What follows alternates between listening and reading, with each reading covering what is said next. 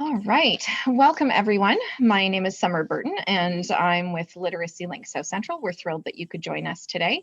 We've got quite a big crew with us today, so a quick shout out to our Job Creation Partnership team that's on the call today, our Digital Literacy Exchange Project team, which is on the call today, and lots of other friends from employment and training across the province. So we're thrilled that you're here.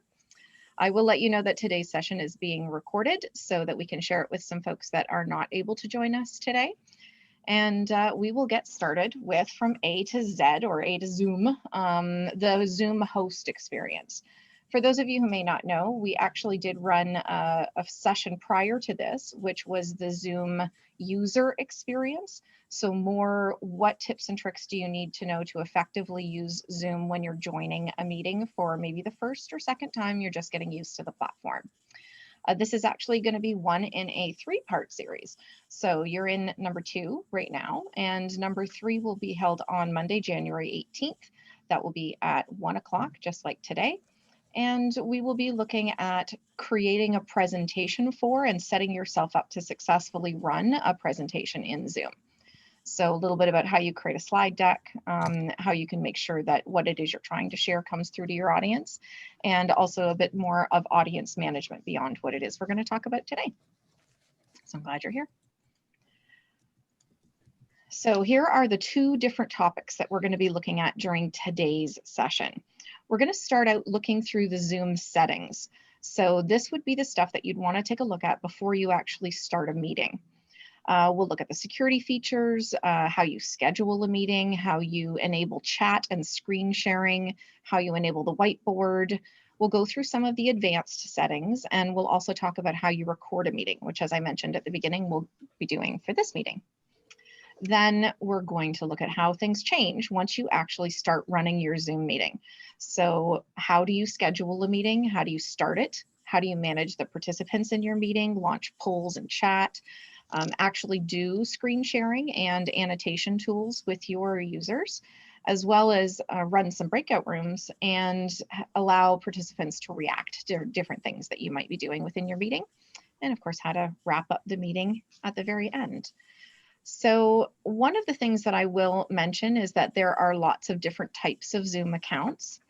There are free basic Zoom accounts, which a lot of people have, but there are also several different levels of paid accounts as well. So we're going to talk about the 2 sort of most common of the paid accounts today. The paid account is known, the one that we're going to talk about, as a licensed account. It's sort of a professional level account. And then the ones that are free are called a basic account. So you'll see several times throughout today's presentation that I will make a differentiation between what is available in the licensed account and what is available in a basic account. So you'll want to make sure that you know how to find that out for yourself. We'll take a look at that. So we're going to start with Zoom's customizable settings. How you access these settings is to log into your Zoom account in your web browser. So we're assuming you already have one. You are here today. There's a very good chance that you do have a Zoom account already. So we won't walk through actually creating an account.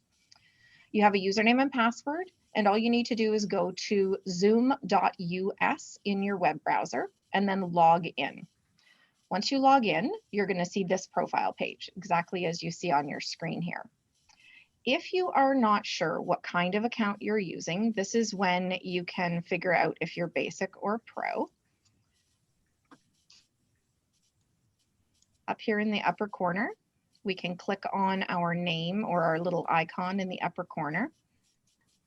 And then we get a pop-up that will tell us whether we are basic, which it shows on the screen right now. And you see the little rainbow word over here on the side, or if we're a licensed account. So that's the first thing that you'll do when you log in if you're not sure whether or not you are using a basic or a pro account. From this main page, which is your profile page, you can do some basic settings. You can change things like the name of your organization. If you have a personal account but you want to be representing your organization, you can change that here. You can add a display picture. You can change your email address and your login, etc., right on that first section. So as we go through, you'll see that I've circled in red the word profile, so you know exactly what part of Zoom you're in right now. I'll also mention that you can get through different settings in the actual Zoom app, which you would access by double clicking on the Zoom icon on your desktop, but it's actually a whole different set of settings than what we're looking at today. So we're going to stay in our web browser. There's lots of different headings across the side of the screen. Down the left, you see profile, meetings, webinars, recordings. Most of what we're going to be taking a look at today is under the settings tab. And when you click on that, you'll see a small side menu that shows up with 6 different options on it. So we've got security, schedule a meeting, in-meeting basic settings, in-meeting advanced settings, email notifications, and other. Now, I will mention to you that we're not going to go through every single setting under all 6 of those options because we'd be on this call for several hours if we did. But what I'm going to do is point out some of the key settings that as a Zoom meeting host, you're probably going to want to know where to find. So starting up at the very top, okay, we've got 2 columns we see here. We've got licensed and basic. So you can see that there's a difference between what you're able to do in one side if it's licensed account or another side if it's the basic account. This is the very first option when you go into that settings section. It's security. So this is where you can do things like set up a waiting room, set a passcode that someone would have to type in order to attend your meeting. This is definitely about security because there have been some people that will break into people's Zoom rooms to do inappropriate things. So having your Zoom account protected by putting in a passcode and having a waiting room enabled is a really good, smart choice. With some of the original updates that were done when COVID hit, in fact, you couldn't even schedule a meeting without having a waiting room enabled and a passcode in place. You can see here that there are some grayed out options over under basic. Meeting passcode, you cannot actually uncheck that. If you have a basic account, you're not going to have a choice. You're going to need to have that passcode in place. One of the other settings that's kind of handy under here is to have a dial-in number. If you've got a licensed account, you can actually require that anyone who phones into your meeting has to type in that passcode on their telephone in order to join the meeting and be able to speak. So that's where you find your security settings. Yes. They absolutely can. If you can just alert me when that happens, that would be amazing. Alert. Okay. Let me just take a quick look.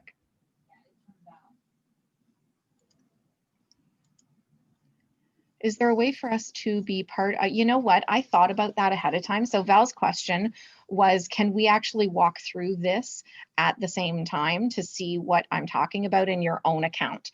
If you have 2 screens, you absolutely can. And in fact, if you only have 1 screen and don't care if you see this slide deck, then you can do it as well. Unfortunately, because you can only kind of have one or the other showing if you've only got 1 screen, it's going to be really difficult.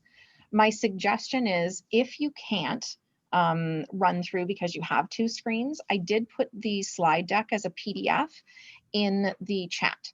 And my recommendation would be after you can have that slide deck open and also look at your individual settings and go through and see all of these settings. And we are recording today's call as well. So if you'd like to listen to the audio again, you're more than welcome to do that.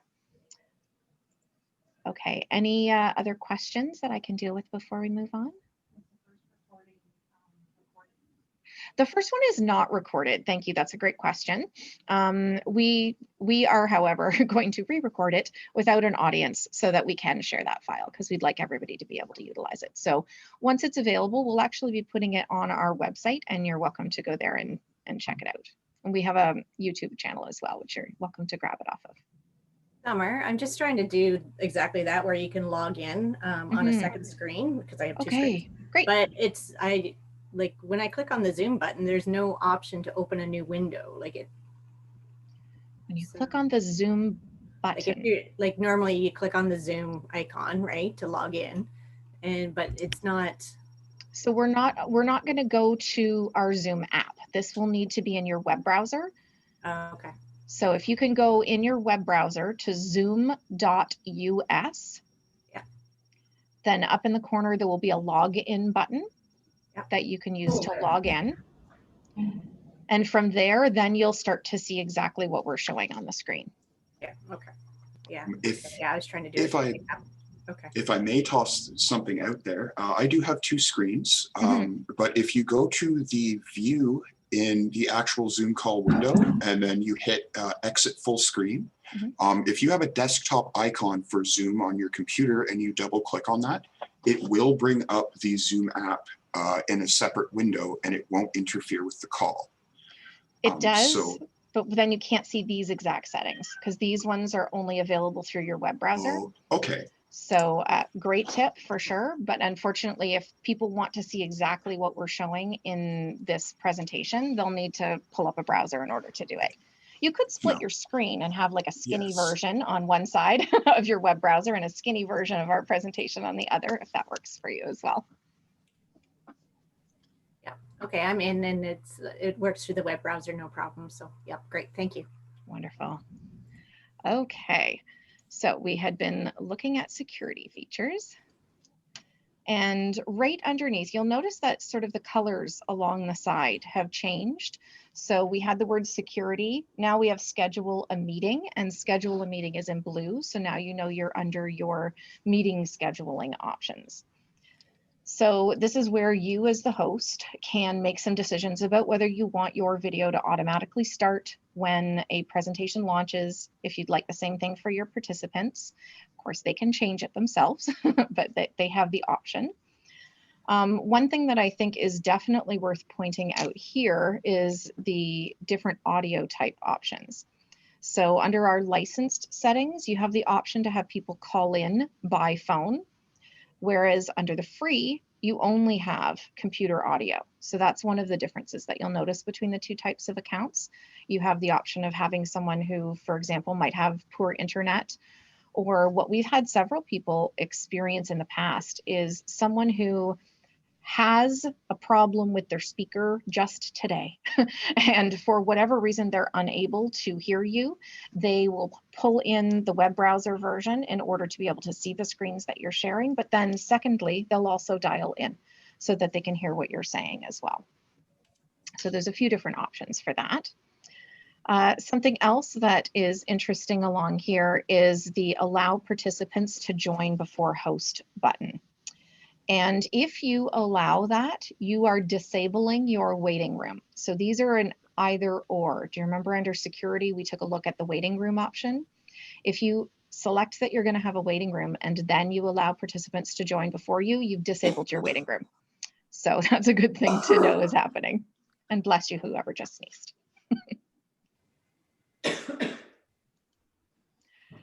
Okay, going a little bit further down. So you see how in meeting. Sorry, can I just ask a question on the previous screen? You betcha. We'll go back. The mute all participants when they join a meeting, and then it says automatically mute. The host controls whether participants can unmute themselves. So I've had difficulty with this muting and unmuting. If I mute them, I have to ask them to unmute themselves. I can't unmute them. I did find a little option that at the beginning of the meeting, if they clicked on allow me as the host to control that, then I was able to mute and unmute them, but not everybody clicks on allow. Now, did you have this set yourself, like this particular mute all participants on blue? Was it enabled or disabled? I believe it was enabled, but the problem was that I could not unmute them. So when you've got a large group that with a lot of background noise, I want to be able to mute and unmute them. Okay, hang on one second. Yeah. I'm going to take a look in my own participant settings really quickly. Find someone who's muted. Try muting me. Well, I have Jeremy who's on the call today. I'm going to ask to unmute him. And what did you see, Jeremy? Can you tell us when I asked to unmute you? It just says, you know, Summer Burton has asked to unmute you, and you get two options, and the unmute one is highlighted in blue. You just click on that, and then you're unmuted after that.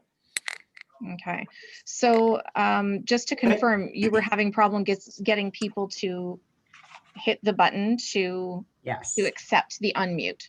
Yes. So that if right? we've got people that aren't savvy Mhm, or even not even close to that. mhm. So if I mute them, I can't unmute them. I need them to unmute. You need them to And accept the unmute. That's right. and so I've even had 3 people watching one display. So they're not even sitting close to be able to tap or click. Okay. Yeah. Let me take that as a takeaway to see if there's something else that we can do as a workaround to that. Yeah. The one thing I found was at the beginning of the meeting, when they click to join, they can click on something that says allow the host to mute and unmute. I'm not sure if those are the exact words, but a lot of people are hesitant to click allow. Yeah, especially if people are not particularly comfortable computer wise, then I can see why it would make them nervous.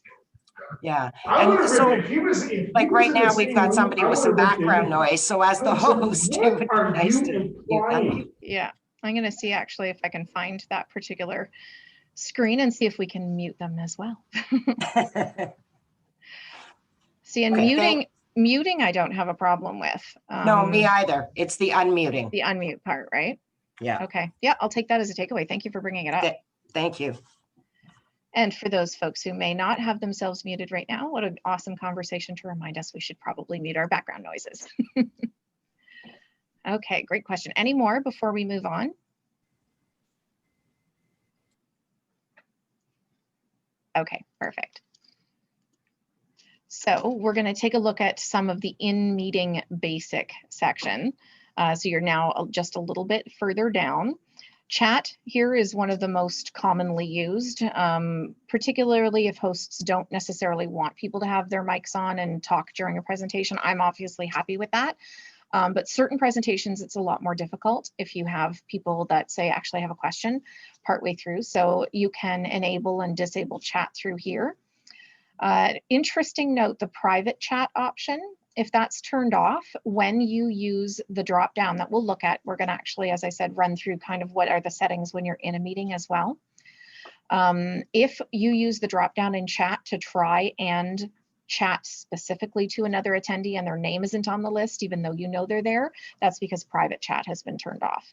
So some hosts would prefer people not to go back and forth with each other during the call. They would just like all questions to come directly to the host themselves. And that's how you would control that. Often we will save chats. This is a default for me, saving the chat session so that if people ask a question during that time that we didn't have a chance to get to, we can get back to them and we know who's asked it as well. The file transfer. I mentioned earlier that I had saved a copy of this presentation as a PDF and was sending it to you. I was able to do that because of the fact that we have file transfer enabled. When you click it, and you'll see this in the next part of the presentation, it doesn't just have to be a file from your computer. You can share files from Dropbox and other places as well. Any questions about what you see in this section?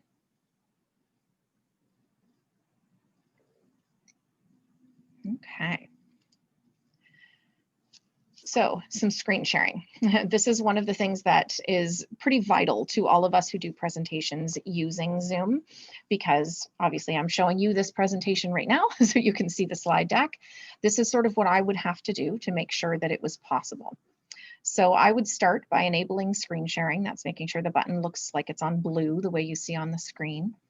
And I can control whether you as participants in a Zoom call can also come on and share your screen as well. There is an option where should you be sharing your screen and I think, oh, that's not what we wanted you to do. That was, an inappropriate share, or, we need to try and bring everyone back so we're only looking at my screen instead. I can leave it on host only, who can start sharing when someone else is sharing, so that we can kind of bring everyone together. We also have the option here for annotation. And annotation is a really great portion of Zoom that we're going to show you, especially with the whiteboard. It gives the opportunity for people to write right on the shared screen. Now, I will say, technically, it doesn't have to just be in the whiteboard. So you could theoretically start making notes right on top of my PowerPoint presentation today. That would be possible. And I'll show you what that looks like a little bit later as well. Any questions about this slide before we move on? have another question. Sorry. How do Yeah, you Jennifer. save the shared screens with annotations? I will show you that for sure. Okay. It's not something you can see in this section. When the first part of this presentation is about what is available in settings through that browser, through zoom.us. Then once you're in the meeting, a whole different set of settings will come up. So this will be how do you set it up, this first part. And then we're going to go into the actual Zoom toolbar that would be showing at the bottom of your screen right now, for example, and talk about every one of the icons and what do they do. And that's exactly where I can show you how to do that.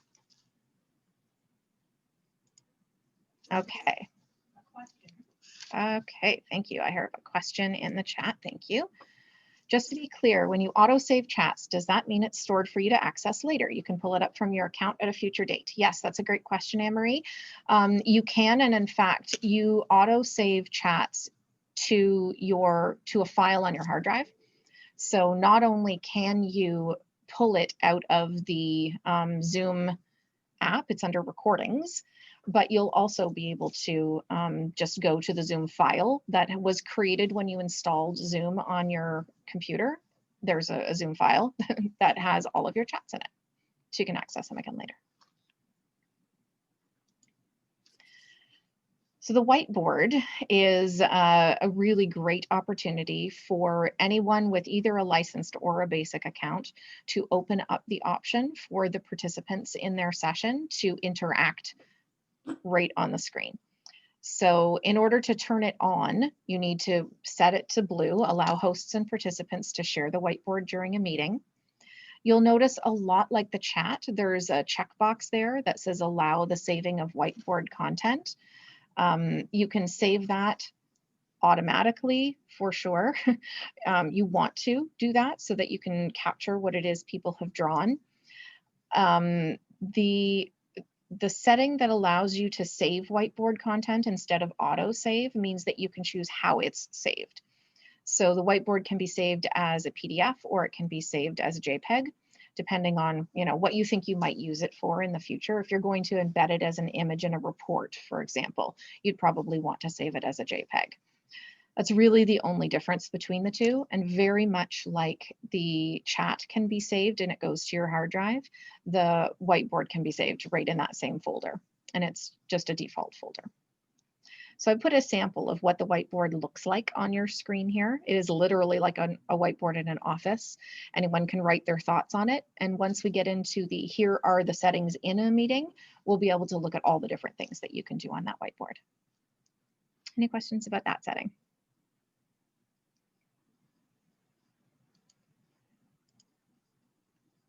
Which is which, JPEG versus PDF. So a JPEG is a, when it saves automatically, it saves as a PDF.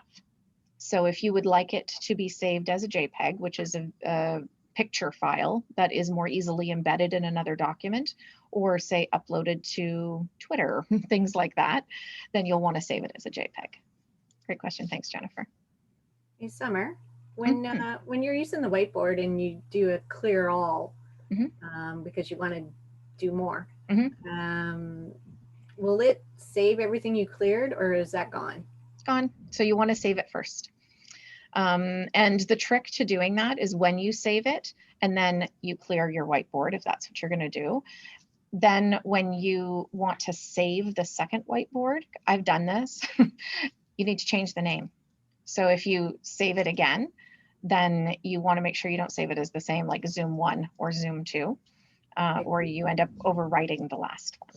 Okay, so you can only save one page at a time, basically. Yes, but I don't know if everyone knows this. You can actually expand your whiteboard so that you can, rather than having to clear your whiteboard to make space for more content, you can actually just slide it over, for lack of a better word, create a second page in the same whiteboard.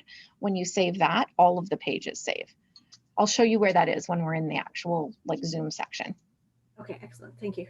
No problem. Thanks, Val.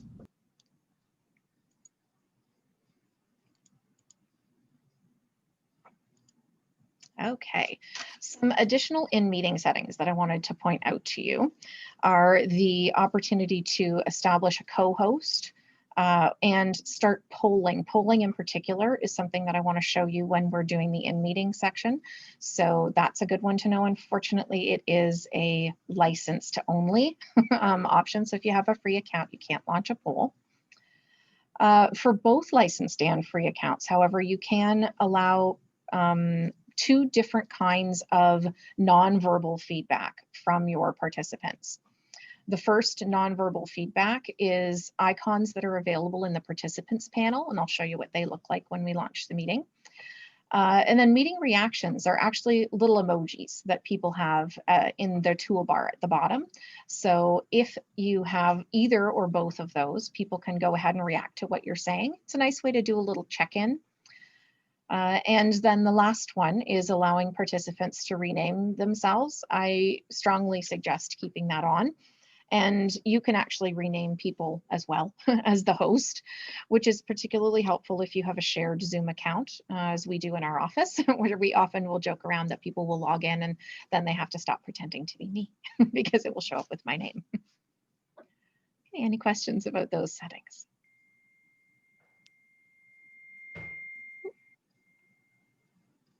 All right.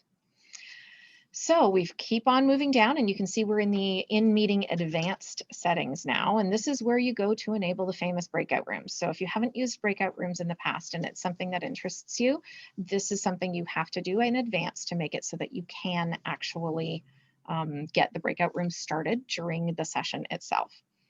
So breakout rooms are essentially mini versions of a Zoom that happen within the Zoom. It is the closest to a replication of going to a conference that I've ever seen, where you might come together for a keynote speech at the beginning of the day, and then go off into smaller rooms to discuss one specific topic of interest to you. So this is the virtual version of that. We're going to look at exactly how you launch them in the second half of today's session, but you can't launch it unless you actually get it going in the first place. So you need to make sure you turn breakout rooms on if you want to use them. And you can also choose to allow whomever is hosting to assign participants to breakout rooms in advance as well. I'll show you how to do that shortly. Remote support is an opportunity for someone to share the keyboard and mouse. If anybody else has used GoToMeeting, which seems to be falling by the wayside because of the great free and low cost value of Zoom, it was something that was available in there as well. It was share keyboard and mouse. They have a very similar option here. Really nice if you're trying to guide someone through how to do something, you can enable that here. And closed captioning is something that you can enable so that you have the opportunity to make your presentation a little bit more accessible for those people that could use the transcript as a way to help them guide themselves through a meeting that you're running. Now, one thing that I will mention is that turning this on its own is not what starts closed captioning happening. It's a little bit more complex than that, but this is the first step. Once you have this set, then you actually have to go to a third-party closed captioning website like webcaptioner.com and connect it to your Zoom meeting so that it will actually capture the transcript. I have not embedded that in today's presentation. However, I have a fabulous video by one of our practitioners, Carolina Cahoon at Deafblind Community Services, who walks step by step through how to do that, and I can share that. Any questions about that before we move on? Okay. All right, and a couple more advanced settings. This is a little bit more about customizing how your attendees can experience your session, and as well getting into some of the email notifications that are good to have. So both licensed and basic accounts have the opportunity to enable virtual backgrounds. I think we've probably all seen them, and I suspect while I'm not looking at video right now that a few folks will probably have them going on right now. If you don't necessarily want to have, you know, your actual home or office showing behind you, you can put up a virtual background. Below that, the show join from your browser link. It's handy for those people who do not have it. It will increase the accessibility for people attending a session that you run. However, If someone does join your meeting from their browser, they will not get all of the same functionality in their Zoom as those who do not. So often when somebody says, you know, it's glitchy, I'm having trouble, you know, using certain buttons, I'm having trouble unmuting myself, or that poll didn't show up for me, things like that. Often it's because they were not using the app itself. They were viewing the meeting from the browser. So I tend to discourage it, but full recognition that some people are cautious about downloading software and they may not want to create an account and actually have Zoom on their computer. So it's a way to help those folks be able to join as well. From an email perspective, this is also where you can set some emails so that, as an example, if somebody joins the meeting before you as the host have had a chance to get into the room and get set up and started, you'll get an email in your inbox letting you know that somebody's anxious, hurry up. And there's also an option of getting email notifications, say if you're co-hosting with someone else or you've signed on as an attendee of a meeting and then it gets canceled. You can get an email about that through your inbox. In the licensed section, a cloud recording. When a cloud recording is available, you can also request that you get an email. Why is that not in the basic? Because you can't use cloud recording if you have a basic account. That's one of the things that unfortunately is blocked. You can still record, but it's going to have to be recorded to your local computer instead. So question from Anne Marie. Who has a Mac and has tried to use virtual backgrounds? Do we have anybody who has the opportunity to throw their hand up in there? I have. And have you been able to use virtual backgrounds, Jeremy? I have not. Okay, is it because it's not working on a Mac, or is it just you haven't tried? I've tried, and for whatever reason, it doesn't work. Interesting. Okay, well, thanks for pointing that out. So anybody else who may have a Mac, I would be curious to do a little bit of research to find out if that's a Mac specific thing, or if it just happens to be a coincidence that the two of you guys weren't able to use it. I don't really know. Interesting. Thanks, guys. Any questions about the settings that I'm showing you right now before we move on?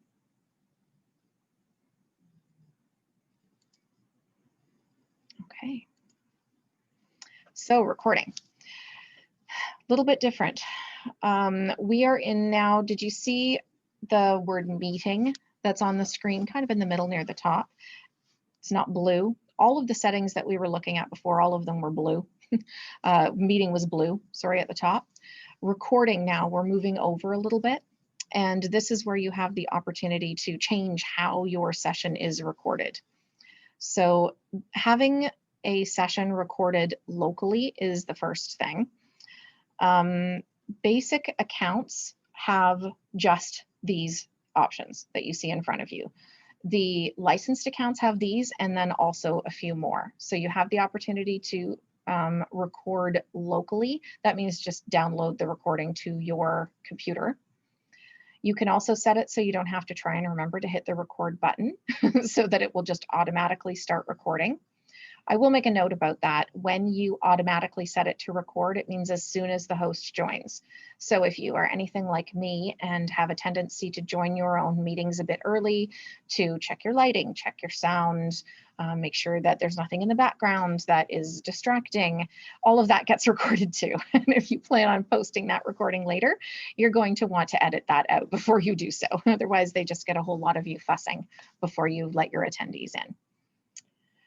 If you want, you can have a disclaimer that will pop up when you start recording. Again, I draw a parallel sometimes to GoToMeeting and GoToWebinar because they were very commonly used, especially prior to the pandemic. And you would hear a little audio voice saying, the recording is now beginning. You can have something like that pop up in Zoom as well. And that's how you set all of those. Those are the only settings for recordings that you can do when you have a basic account. But when you have a licensed account, you actually have quite a bit more. So you can record the active speaker with a shared screen, which is what that means, because I have this with a check mark next to it, is the end recording that we have is going to show this screen and then a tiny box with my face in it chatting away here. And anytime that someone else speaks, their face will show as well, just up at the top of the screen. You could change that and say, let's see the gallery view. Let's see everyone who can fit on the screen right now along with that shared screen. You can do 2 different recordings, one with the active speaker gallery view and shared screen all separately.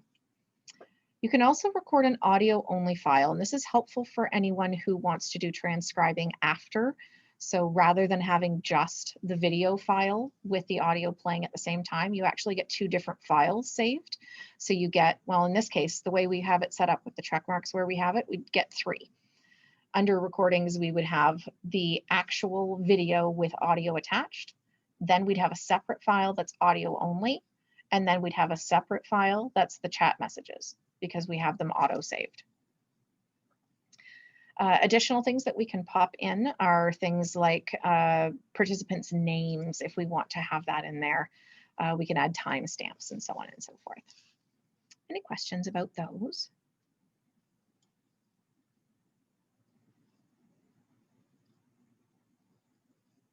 Okay. So now we get into some of the stuff that you're going to be able to see yourself a little bit more easily. And Val, this really speaks to what you were saying earlier. I kind of want to see my own version of this. Many of you will be able to follow along now, because this is going to be the part where we're using the toolbar in an actual meeting like the one that we're running today. So I'm going to start by saying, well, before we can run a meeting, we have to schedule a meeting. So how do we do that?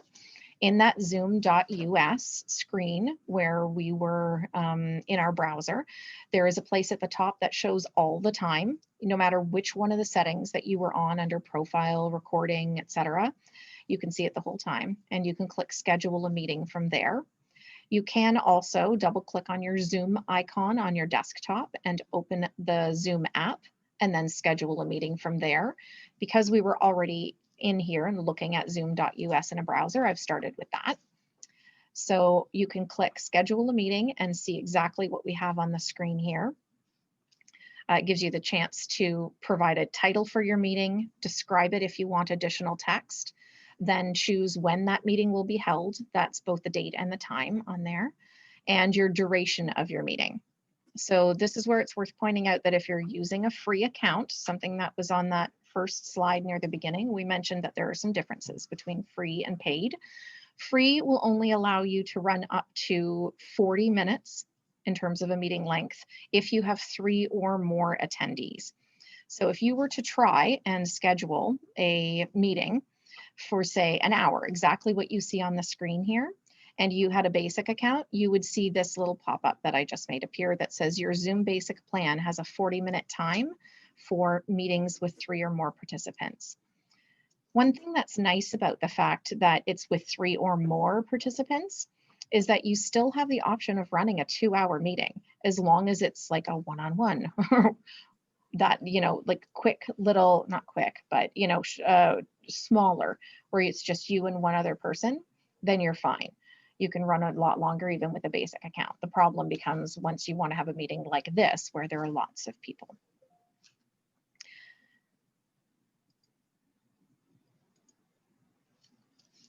Okay, so we're scrolling down on the screen where we were scheduling the meeting, and we're going to take a look at a couple of the differences. So both licensed and basic, which are showing on the right-hand side of your screen, have the passcode, the waiting room that you will have enabled earlier. You can turn the video on and off. You'll notice that you start to see there's some duplication here to when we were going through the settings. So even if you have set your default in the settings that the host's video should always be off, when you're scheduling a particular meeting, you can change the rules for just that meeting alone when you're scheduling the meeting. So maybe I'd prefer as a default in settings that our video for participants are always off, but with this meeting, I want it to be on. Because I'm scheduling a meeting, the settings that I'm playing with right now are relevant only to the meeting in question that I'm working on. You also have the opportunity to have participants join later in the meeting, to mute participants upon entry, which is usually a handy thing to do. You can pre-assign your breakout rooms, and we did talk about enabling breakout rooms before, so we will definitely take a look at how we pre-assign our breakout rooms. One thing that you kind of need to keep in mind is that this is a really dynamic, I would call it a very dynamic platform, which means if when you go in to schedule your first meeting, you are missing some of these things. It could be because they're not set to show up in the settings, the first section we looked at. So as an example, that breakout room pre-assign, you won't see that if you didn't enable breakout rooms in the first place, back in the settings section. So if you get here when you're doing this yourself and you wonder why it is you're not seeing some of the things that you think you should be seeing, go back into your settings and do a scroll through there and see if you've got everything enabled that you want. What is different in the licensed section, you can see on the left-hand side of the screen, we've spoken to this a couple of times. You have the option of having people call in by telephone instead of just dialing in on the computer. And you also have the option of having the file saved to the local computer or to the cloud. There's a limited amount of cloud storage space, so you can't save every meeting you've ever had. However, two things. First, Zoom will happily sell you more cloud storage space if you don't mind paying money for it. And secondly, once you have it saved to the cloud, you can download that file from the cloud. And once you have it saved on whatever computer you've saved it to, maybe even uploaded to YouTube if that's going to be your next step, you can delete it from the cloud to free up more storage space. Something that is definitely unique to the licensed account, you can see right under the word licensed, it says registration required. So today you are in a meeting that registration was required for. So rather than someone sending you the Zoom link and saying, hey, at 1 o'clock, click this link, you were sent a different link way in advance and said, if you'd like to attend this call, please register. Free accounts, you cannot do that, but licensed accounts you can. Really very, very helpful from a host's perspective to get an idea of how many people are going to be attending the meeting. Also nice because it gives you the option of seeing ahead of time if you recognize some names. You'll know who's attending and who you want to speak to in terms of, you know, I recognize that a number of people today were from our JCP team. So I mentioned that at the beginning. A number of people today are on our Digital Literacy Exchange project team. So I mentioned that today. It was in part because we did registration in advance that I would have known that. Any questions about that? I should go back for a sec before I move on. Okay, I don't see any chats popping up.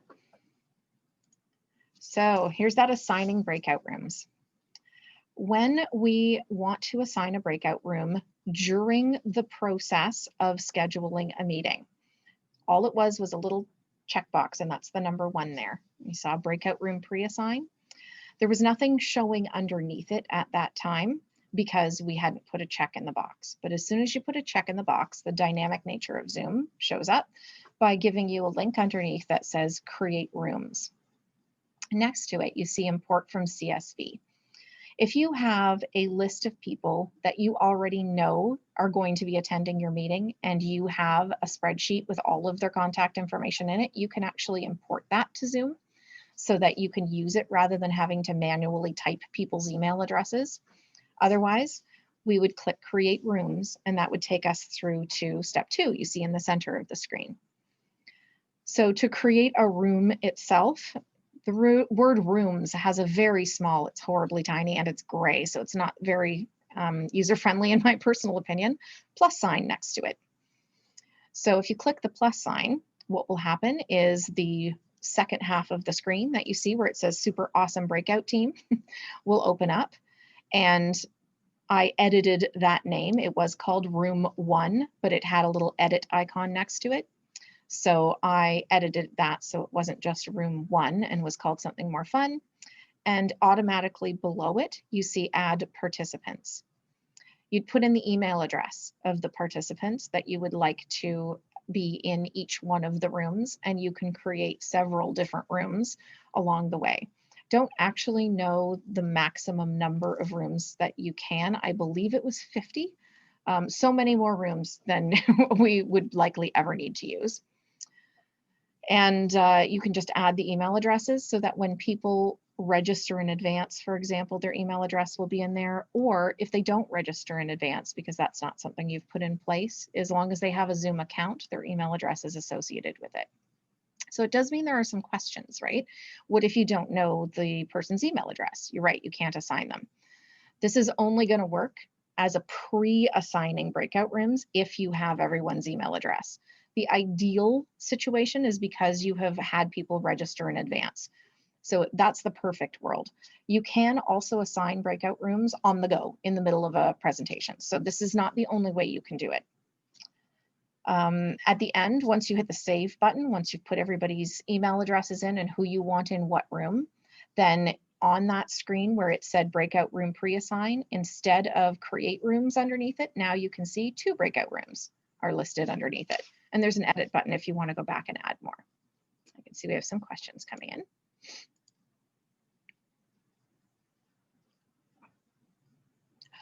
Okay, Jennifer asked how exactly we got to this section. So how we got to this section is we hit schedule a meeting. I'm going to go back and just kind of walk us through. Unfortunately, because of the limitations of the screen size that we have here, we can't show everything on one screen or you'd never be able to read the words. I will go back. So this is like step 1. We clicked schedule a meeting up at the top of the screen. This is again in the zoom.us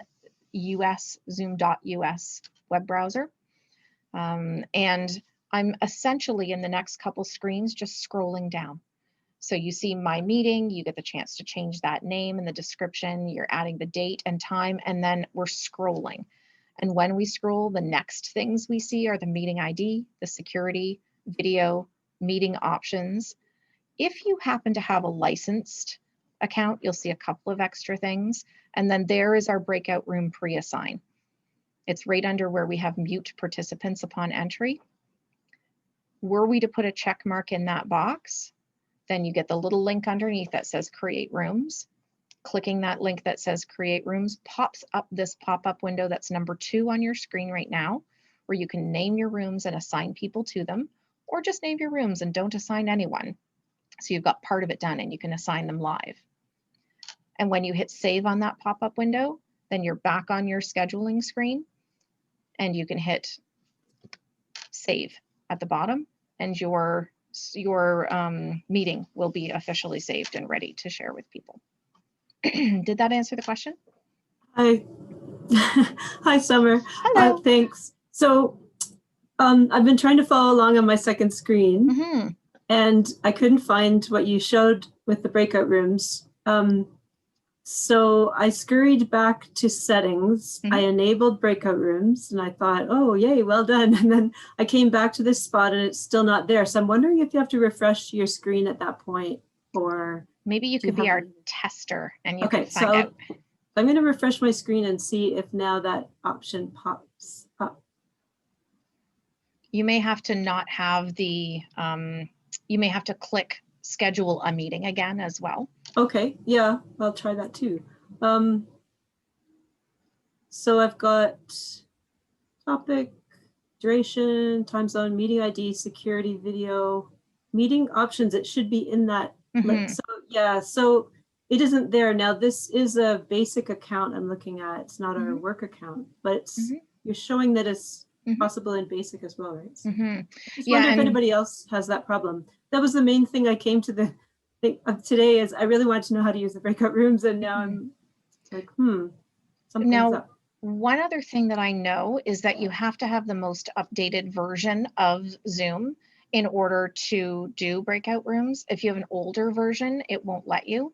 Do you know if you've got the most up-to-date version, Jennifer?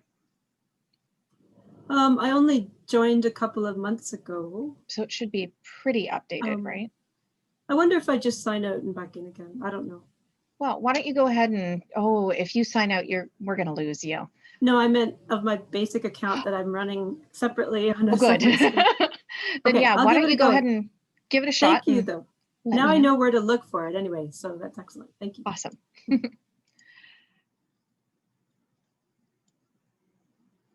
Okay. Just going to minimize our chat real quick. Okay, so popping us forward, we were in our breakout rooms already. We're going to move on to adding a poll. So this will only show up if you have a paid account. And to make things even trickier, you have to schedule your meeting and save that meeting first. and then go back in and look at the meeting. So when you're scheduling the meeting, it's not going to show up, which is frustrating because generally speaking, you kind of want to take care of everything at once when you're getting it set up. You can't. You'll have to save your meeting, and then you'll have to go back and view your meeting, and then you can actually see in the meeting description what you see on this screen. So adding a poll, it's very helpful as a way to engage people in your session when you're talking to them. So if we take a look, we can see at the very, it would have been at the very bottom of the screen, you have not created any poll yet. If you click the add button, you get a pop-up very much like how you got the pop-up when we were doing the breakout rooms. And it gives you the opportunity to create the name of the poll. The name of that poll is more for you to be able to tell if you've got 3 or 4 what the topic is. Right below that, there's an anonymous option. If you don't want people's names associated with who said what in the poll, you want to put the check in that box. Then the poll question. So in this case, I wrote, what's your favorite ice cream? You have up to 10 options that you can include below: chocolate, strawberry, vanilla, etc. You can also give people the choice to either make only one choice or to have multiple different choices. And if you're done creating that poll, you can click the button at the bottom that says save, or you can add another question. You can add several questions, actually. You can have up to 25 per meeting. Once you have hit save on your question or questions, then you will see where it originally said you have not created any poll yet. You'll now see that there's a poll. You have created one poll for this meeting, and you can edit or delete it from there. So again, we're all just in the sort of setting a meeting up. We haven't launched it yet. We started with the settings. We're now setting our meeting up, and then I'm going to show you how to launch a poll if you've created one in the meeting itself. Summer, can I just ask a quick question? Mm-hmm. So when you said you could ask up to 25 questions, is that as part of one poll, or, you know, like, so say you created a second question, you said, well, what's your favorite topping on your ice cream? Does that show up as a separate poll or part of the same first one? It's part of the same first one, and you can have up to 25 polls. Cool. So you can spend a lot of time polling people if you want during a meeting, for sure. Hey, Jennifer solved the problem. Jennifer, just out of curiosity, if you can fill us in chat about whether or not it was just signing out and signing back in that did it for you, that would be great. Okay. So we will have hit save on that meeting that we've created polls for, maybe breakout rooms for, and we're going to go ahead and start the meeting. So we're still in the zoom.us window, and we've got the same toolbar down the side where it said profile, and that was where we could update our profile picture and things like that. We had spent a lot of time at the bottom of that list under settings. Now, if we click on meetings, you can see all the meetings, not only that you have coming up, but also meetings that you have held in the past. So you can go back and look at or recreate those meetings. And to start the meeting, much as I started today's meeting, we would go ahead and hit start.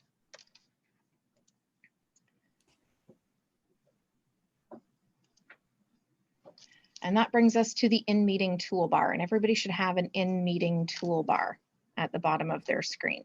So now would be a great time to kind of hover over it and see how it's probably similar to at least one of the toolbars that you see on the screen there.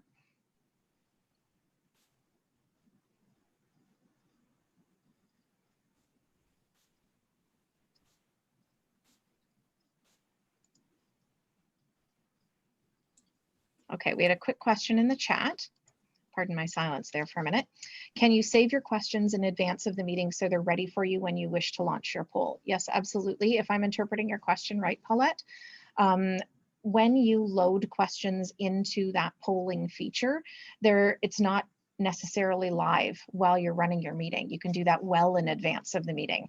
And then which you'll see shortly, when you actually launch a poll, then you can choose the poll right from the list. You've named it yourself so you can recognize it and take a look and launch it up right when you're ready. It saves you time during a meeting to do it in advance for sure. I hope that answers your question. Okay, I'm going to use the word dynamic here again. So I guess it's my pivot of the day in terms of, you know, the taglines that are popular right now. So the toolbar is indeed dynamic. Whatever it is you have enabled, either in settings or when you set up the meeting, will change what shows up on this toolbar. It will also change depending on what specific features you're using at that exact moment. So as you can see here, we've got things like security that will always be there. Your participants list will be there. The bottom toolbar shows polls, which means that we enabled polls in this particular circumstance. You can see there's an opportunity to either start recording on the top bar, or we know we had it set to auto record on the bottom bar because it's telling us, do you want to stop and resume, maybe pause and then restart your recording? We're recording right now. You can see by the icon in there. Closed captioning was enabled in the bottom bar. Reactions for participants were enabled in the top bar. So you can get a sense of sort of how those icons change depending on the settings that we're using. Something that's interesting to note is that several of the options along here will also have small arrows next to them. And if you click the small arrows, you can get little pop-ups that will allow you to do things very much like what were in your original settings. So when we were in our original settings, we were saying, can participants do things like share their screen? Can they participate in chat? We can actually take check marks out of these boxes so that we can change how our participants behave within a meeting if we didn't think about those things ahead of time. Zoom is really nice in that it gives you lots of options to change your mind and try something different again. So we're going to want to look at some of the toolbar options, most of them really, that you're going to find useful throughout as you're hosting a Zoom meeting. Probably going to start kind of on the left and work our way over to the right so that you have an opportunity to see most of what's in there. We're going to start with the participants panel, and how you access that is by clicking on participants in the toolbar. When you do, you're going to have the participants panel pop up. It will always pop up in kind of the right-hand corner of the screen if you don't undock it. And what we see in here is a list of whoever's already in the meeting. So in the case of when I put this together, you could see it was just me. But this is also where your folks show up in your waiting room. So if you're ready to admit people from the waiting room, you can do so individually by clicking on the admit button next to their name. Or above that, you can click the admit all button and it will take everyone in at once. So it's nice as a security feature if people do not put their names on their account when they log in. If they, have something garbled or a catchphrase or something like that, and you're not entirely sure if this is someone that you have invited to your meeting or not, you have the opportunity to just admit them, ask them who they are. In fact, you could then ask them or do it yourself to rename the person so that you have the opportunity to know who they are prior to them showing up in the middle of your meeting. You also have the opportunity here to mute whomever is not in the waiting room, and we actually played around with that a little bit earlier. And where it says more next to my name, because I would be in the in the actual meeting at this point, we can do things like stop somebody's video if they have it running and we don't want them to have it running anymore. We can request they start their video. Some of the same security features we looked at, we can prevent them from screen sharing. We can actually place them back in the waiting room. If we're finding for some reason we need them out of this meeting right now, then you have the opportunity to do that. There are some additional dots way at the bottom there, and I just clicked them to show that you have the option as well to ask everyone to unmute, to mute everyone again if people have, some of them are unmuted and some of them are not. You can allow participants to unmute themselves, so on and so forth. You see the repetitive sort of nature of where you can do things. It's very handy. One little pro tip that I'll give you is up at the very top of this participants panel, there's a red X, and you don't want to use it because the participants panel just by default opens in the far upper right-hand corner of your Zoom screen. that X is not actually going to make your participant panel minimize. It's going to try to close you out of Zoom altogether. So what you want to do instead is look for the small gray arrow, which is next to the word participants. It's on the left. Hopefully everybody can see that there. If you click that small arrow, it will give you the opportunity to minimize the participants panel again. Otherwise, you may find yourself accidentally logging out of your Zoom call halfway through. All right. So we said we were going to look at polls. We created a poll earlier when we were setting up our meeting. This is the opportunity for you to now launch the poll. So to do that, we click the poll icon in the toolbar. And this is the poll that we created earlier. This is what you see. It says, what's your favorite ice cream? I had called it a snack time poll, so everything shows right there. And there's a blue button at the bottom that says launch polling. Right now, I as the host would be the only person seeing that. So when I click launch polling, my screen changes and I can see snack time poll is now in progress. There's a little count up timer that's showing up at the top, so I know how long I've kept it open for. If I, as a host, want to say, you guys have 20 seconds to fill out this poll, then I can watch for when 20 seconds is up. What's happening on the screen in the middle is I get to see how many people are making choices along the way. So if I see that Moose Tracks ice cream is, taking the lead, I can comment on that if I want to. And when I believe time is up and as many people are going to participate as are going to already have, then I can hit end polling. When I do that, I see the results shown very much like what was on the last screen. And then I have the option to either relaunch that poll so that I can ask it again or pick another poll from my list if I have more than one. And I can also share the results with people so that they can see. Remember, this is my view as the host. If I want them to see, I'll hit share results. And again, my screen changes. So it says that it's sharing the polling results and that people have a chance now to look at them themselves. And I see we have a chat question, so give me just a second there.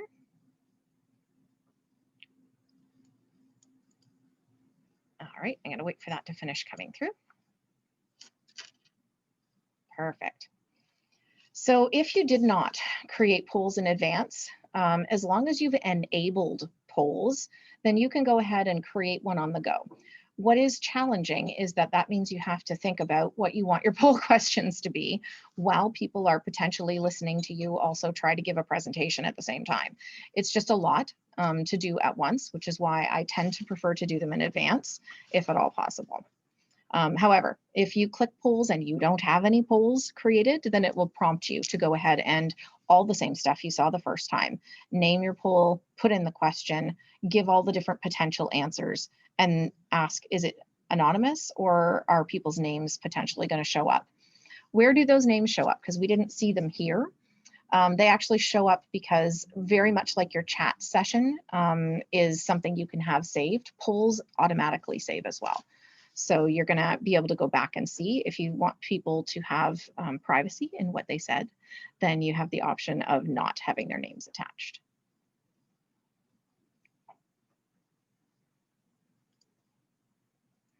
Okay. So next over, we have the chat icon. So the chat box will pop up just automatically when you click on the chat icon in the Zoom toolbar. You can send attendees messages. You can also send messages just back and forth to other hosts or presenters during a meeting, which is really helpful if we have, say, two hosts that are going back and forth and they want the opportunity to share some information with each other without necessarily announcing it to the rest of the attendees. So how you say who it is that you're sending it to is where it says to. There's a little drop down next to the word everyone. Remember how I said sometimes as an attendee, you may click that thinking I want to send, my buddy Sam, who I see is on this call, to a private message, and Sam doesn't appear on the list.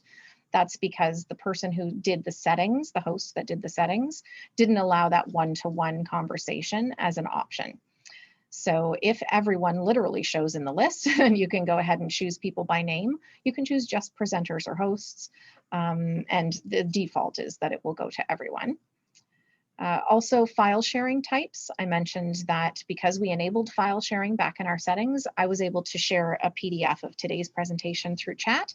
You can see all sorts of other options available in there. So you could go from a Dropbox account and so on and so forth. Saving the chat is another thing that's useful. Now, if, let's say you had meant to save your chat in settings, that you wanted it to be a default, and you realize you've been messing around with your settings, maybe you forgot, you want to make sure that you've captured the questions that came in today, you can actually go ahead and save the chat directly from the chat box, which is also a helpful technique. So that's available from the 3 dots that you see at the bottom. Perfect. Just in case it's about chat, I'm going to go back.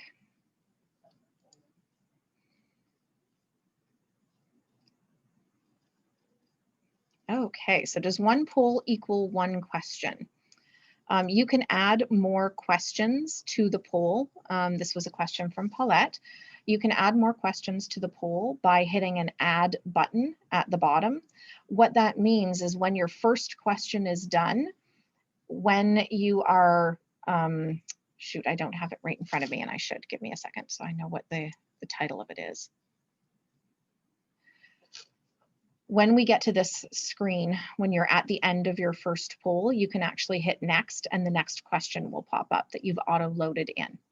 Okay, so it does change. That's the dynamic nature of those buttons. It will change the options at the bottom. So then your next question, so this one's labeled question 1, question 2 will automatically pop up.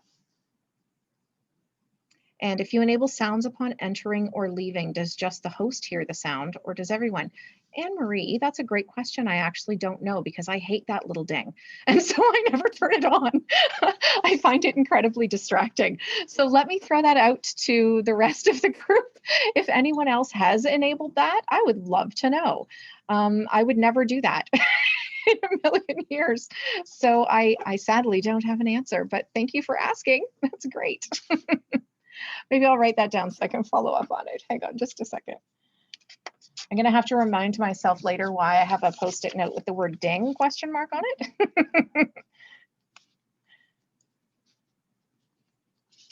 All right, great questions, guys. Thank you.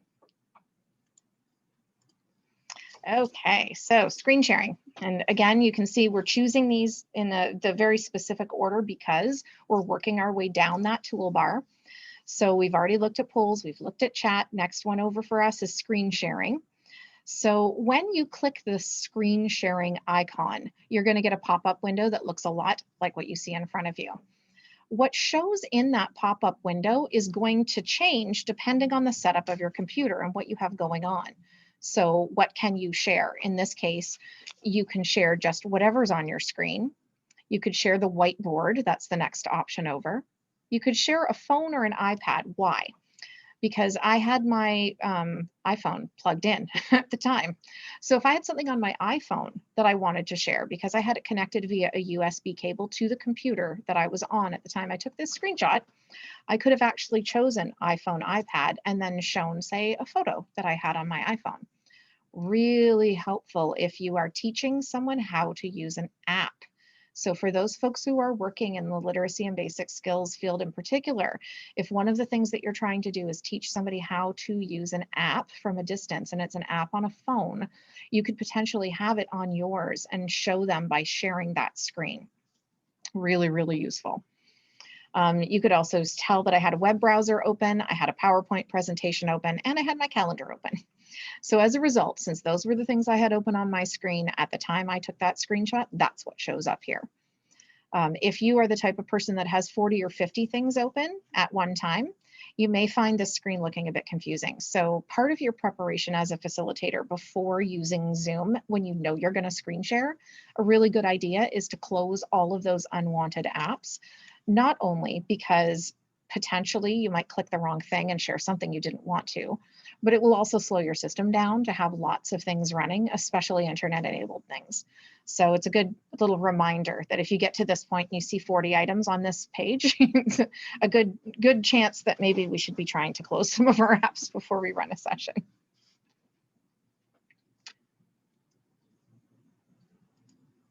Okay. I'm not sure if anybody would have seen the difference. I'm going to go back. Do we see the little green bar at the bottom? Popped up right above the toolbar. You are screen sharing. Stop share. So as soon as I pick the thing that I want to share and click that share icon on the window that you see in front of you, I get a notification as the host that I am sharing. It will remind me, and it also gives me the opportunity to easily turn the screen sharing off using that little red button. It's a great reminder, and it's actually a helpful little tool as well, because down at the bottom where you see that little "you are screen sharing," probably all of you have already had this experience. I'm talking and talking away about what it is you can do using this toolbar. Your toolbar probably keeps disappearing on you as you're following along and looking at these different icons. If you are recording, that little green bar with the red stop share never goes away. It will always be showing. And if you pull your mouse over top of it, it will pop up the black toolbar that we've been talking about all along if it disappears and you need it back. So it's a very helpful thing. All right. So annotation tools. You know, one of the interesting things about screen sharing is that it does give people the opportunity to not just view, but write on screens. If you have, back in settings, chosen annotation as an option that was allowed. So if annotation is enabled and you share your screen, a new toolbar is going to pop up. We've been looking at this toolbar that's down at the bottom the whole time. Now you're going to get a little one that floats up at the top. And these are some examples of the annotation toolbar. They're all different because of the dynamic nature of Zoom. So as an example, only one of them has the mouse option. It's the one down at the bottom. That will pop up if you're sharing a document in, say, Word or Excel that you may want to actually edit while you're displaying on the screen. If you need your mouse to just be a mouse for a while, then you can click that and you'll be able to edit the document that you're displaying.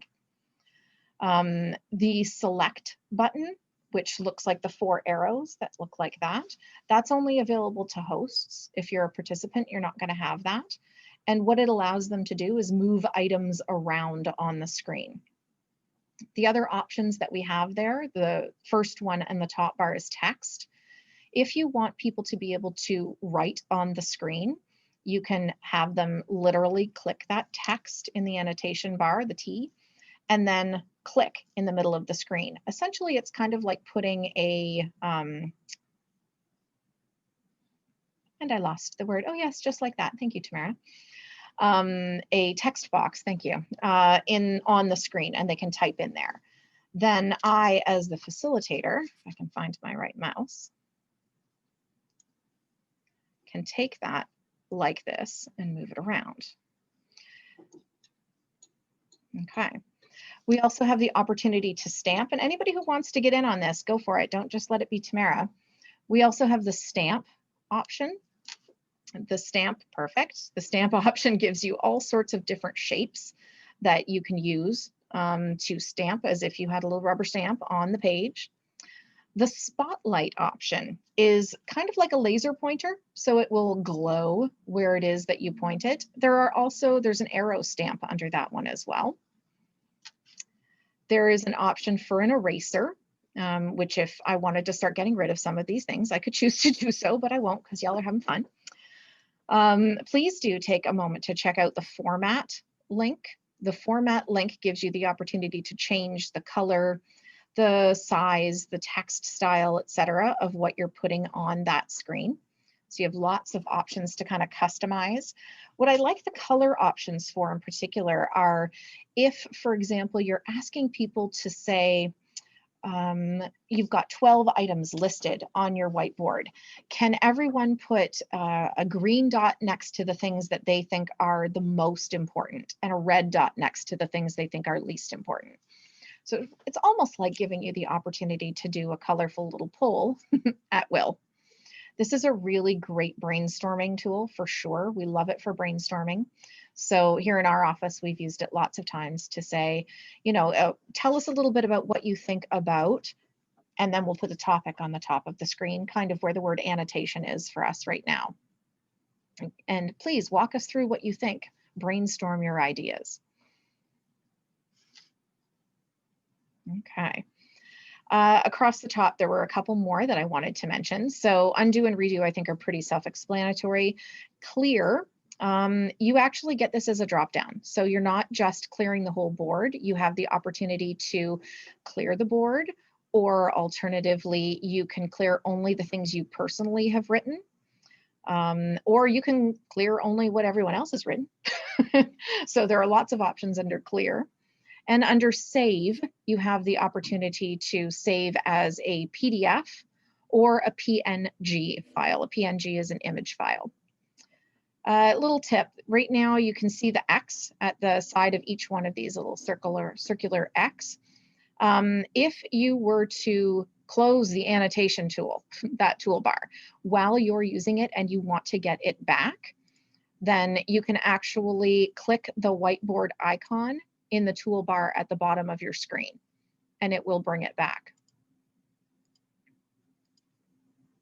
There's the whiteboard icon so that you can find it in the toolbar at the bottom. So that's if you hit the X and then you think, oh no, I intended to do more and now I don't know how to do that. You can actually bring it back at any time. All right, I'm going to go ahead and clear our whiteboard. And then I'm going to go and check our chat because I can see we have a couple of comments or questions. Okay. One thing I found is that the annotate bar and the chat window can interfere with each other. So you may have to tell people to close one or the other, or click view options and then annotate. Yeah, the same thing will happen to Jennifer. This was her comment. If you end up having your participant panel open and you're trying to view all your videos and you're trying to use chat and you're trying to screen share, when you've got all of that going on at the same time, unfortunately, they can start to interfere with one another.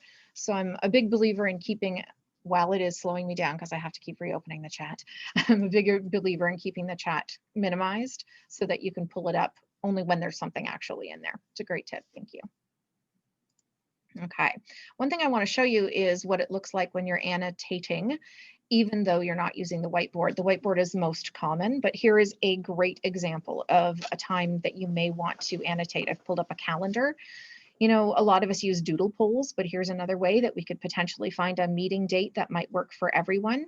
You've got the opportunity to have people go ahead and put a star, say, on the meeting dates that they have available on this calendar, and then change your personal toolbar to mouse and go, yep, there's a star, perfect. And then, you know, write on the calendar, this is the date we're going to meet now. So lots of really great interactive opportunities when you are doing screen sharing.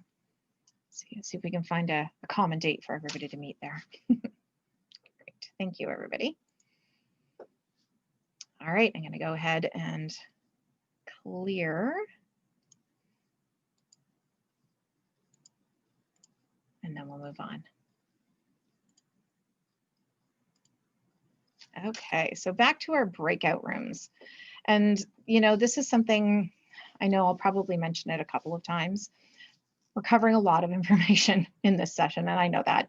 I think that with the amount of stuff that we're looking at today, it can feel a little bit overwhelming. So I encourage you to play with Zoom when we're done today, and breakout rooms are a really, really good way to do that, like to play around. So if you're going to have a breakout session, you can start it by clicking the breakout rooms icon in the toolbar, and you're going to get a little pop-up window. Now, the reason why there are two rooms already listed here is because back when we were setting up the meeting and I clicked the button, the checkbox next to assign breakout rooms in advance, I created those breakout rooms, right?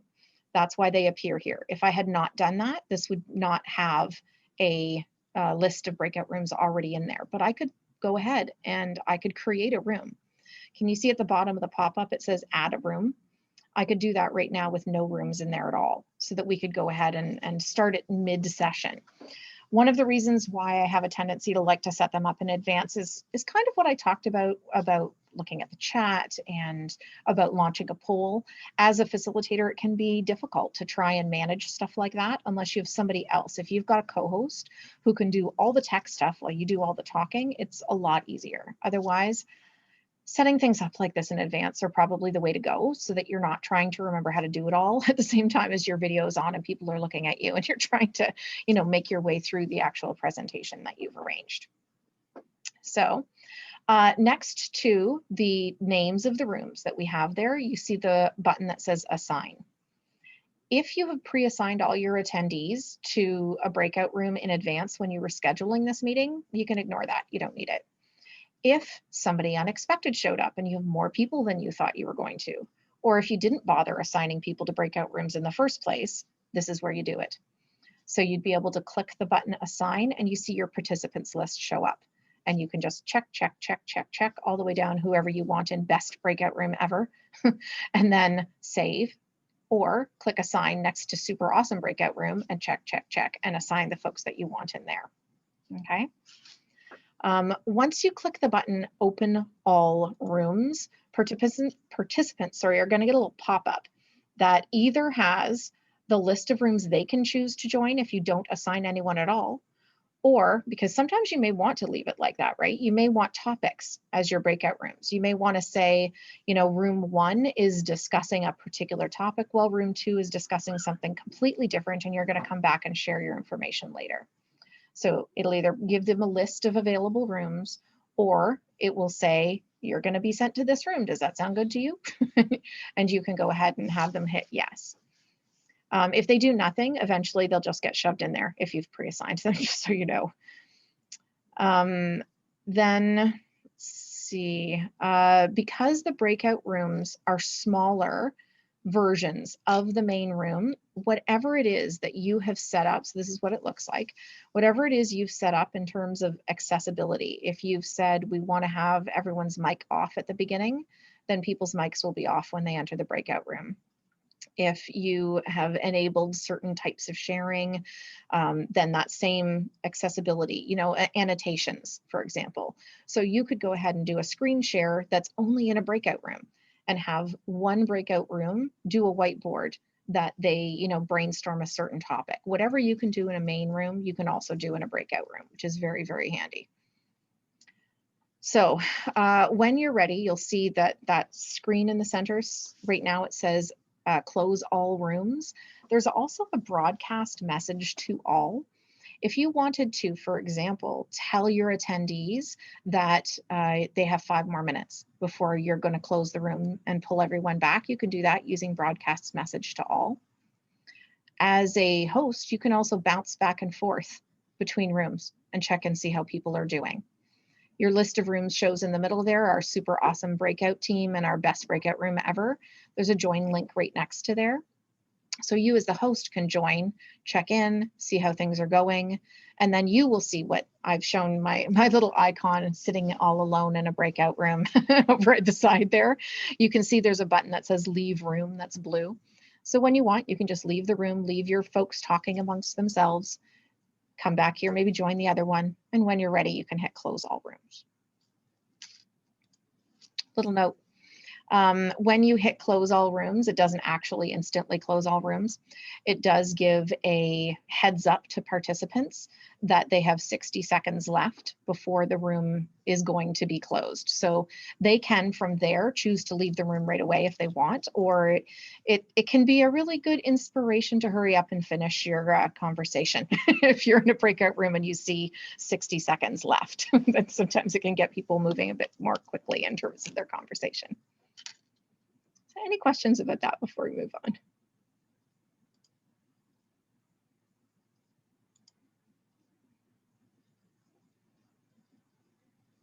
Okay.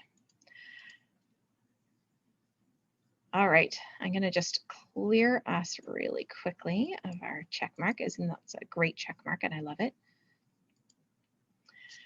Okay, the last thing that we have kind of along our control bar there is the reactions. Remember we talked about the fact that there were 2 different kinds of places or ways that you could have participants give you reactions without saying anything during the meeting.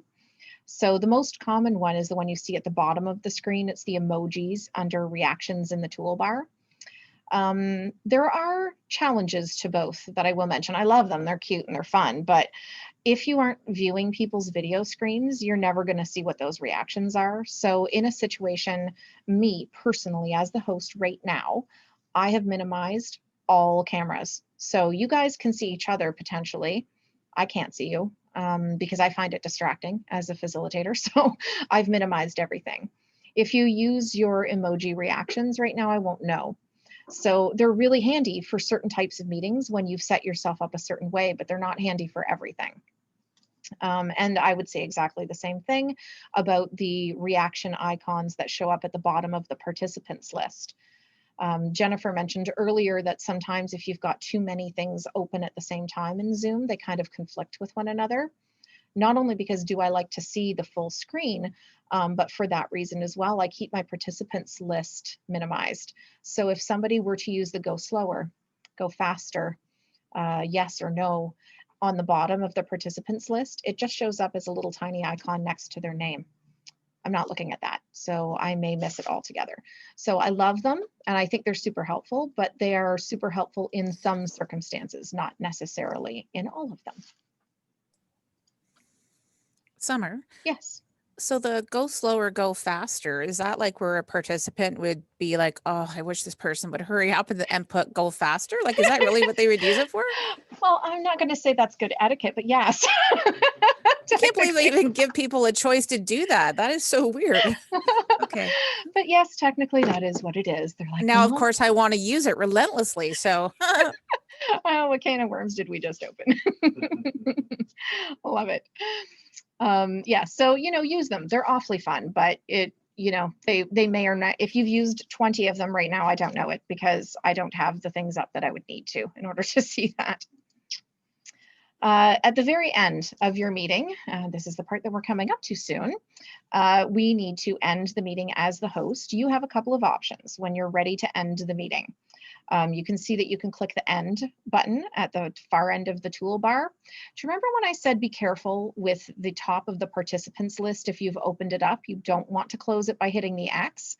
If you do, by accident, hit the X, what's going to happen is you're going to get this same pop-up because it is trying to allow you to leave all of Zoom, not just close your participants list. So your options are to end the meeting for everyone or to leave the meeting yourself. If you leave the meeting yourself, you have to have a co-host for the meeting to keep going. So as long as there is more than one of you that is co-hosting this meeting, you can leave. If you don't have a co-host, then you're going to close it for everyone. What happens when you click leave meeting is it will show you who your co-hosts are if you have co-hosts available. So you can at least be sure you're not abandoning everyone and kicking them off at the same time. Summer, would it give you say you had to leave suddenly for some reason and you hadn't set up a co-host, would it allow you the opportunity to assign somebody to be co-host? Yes, it does. Okay. So you can pick someone to be the co-host. Great question. All right, so to allude to something I said earlier, are you going to remember everything that we just covered? Probably not. We know that that was a lot to take in. The only way to really, really learn it is to try it. So my suggestions are that after today's meeting, you go through the different settings that we discussed in the first half. Print off the PDF or have it open on your one half of your screen while you go through all of your settings in zoom.us in your web browser. Definitely use the PDF of the slide deck in any way that you want to help you with your navigation. I also encourage you to schedule a Zoom meeting as soon as possible. It doesn't have to be formal. It can be just, check in with your sister-in-law, see how they're doing, and say, hey, while I have you on the line, do you mind if we practice this thing? I've heard about breakout rooms and I'm trying to figure them out and I just want to try it out. Lots of opportunities. Unfortunately, because of COVID, way more opportunities than we may have had otherwise to try and do some online navigation and practice. So I do hope that you will try it soon. And, maybe you need to schedule a Zoom session with one of us at Literacy Link So Central. We would welcome that as well. All right, now I know a lot of people have to go because we've hit our time limit right on pretty much at our 1.5 hours, but I am curious to know if anybody has any questions for those folks that are not in a rush to head out. So I've pulled up the chat And I welcome your thoughts. And I'm going to stop sharing my screen now as well.